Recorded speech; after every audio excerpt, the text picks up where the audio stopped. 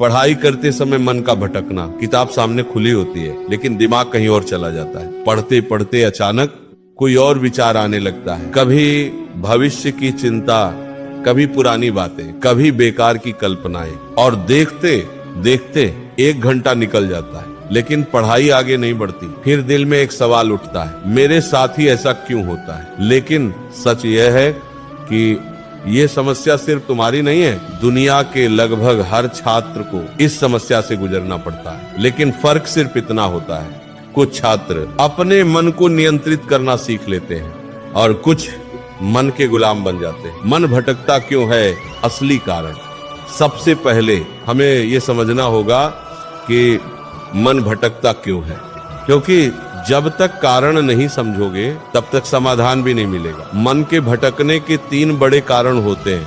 पहला कारण लक्ष्य का स्पष्ट न होना। जब इंसान को यही नहीं पता होता कि वो क्यों पढ़ रहा है तो उसका मन पढ़ाई में टिक नहीं सकता।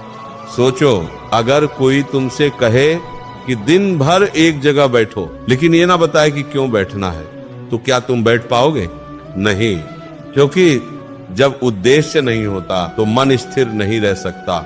इसी तरह अगर छात्र को ये स्पष्ट नहीं है कि वो पढ़ाई क्यों कर रहा है तो मन बार बार भटकेगा। इसीलिए सबसे पहला काम है अपने लक्ष्य को स्पष्ट करना। तुम्हें खुद से पूछना होगा, मैं क्या बनना चाहता हूँ? मेरा सपना क्या है? मैं अपने माता पिता को कैसी जिंदगी देना चाहता हूँ? जब ये सवाल दिल को छूने लगते हैं तो मन धीरे धीरे स्थिर होने लगता है। दूसरा कारण मन की आदत। मन एक बच्चे की तरह होता है, अगर तुम उसे हर समय भटकने दोगे तो वह भटकने का आदी हो जाएगा, और अगर तुम उसे अनुशासन में रखोगे तो वह अनुशासित हो जाएगा। कई छात्र दिन भर इधर उधर की चीजों में मन लगाते हैं और फिर अचानक पढ़ाई में मन लगाने की कोशिश करते हैं, लेकिन मन तुरंत नहीं बदलता। मन को भी समय और अभ्यास चाहिए। इसीलिए अगर तुम चाहते हो कि मन पढ़ाई में टिके तो तुम्हें धीरे धीरे मन को प्रशिक्षित करना होगा। तीसरा कारण कठिनाई से डर।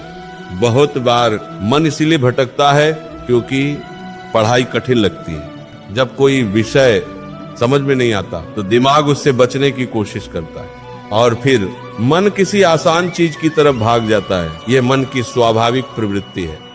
मन हमेशा आसान रास्ता ढूंढता है, लेकिन जीवन का नियम यह है, जो कठिन है वही तुम्हें आगे ले जाता है। मन को एक जगह टिकाने का तरीका। अब सवाल है, मन को कैसे रोका जाए? पहला तरीका है छोटे लक्ष्य बनाना। बहुत से छात्र एक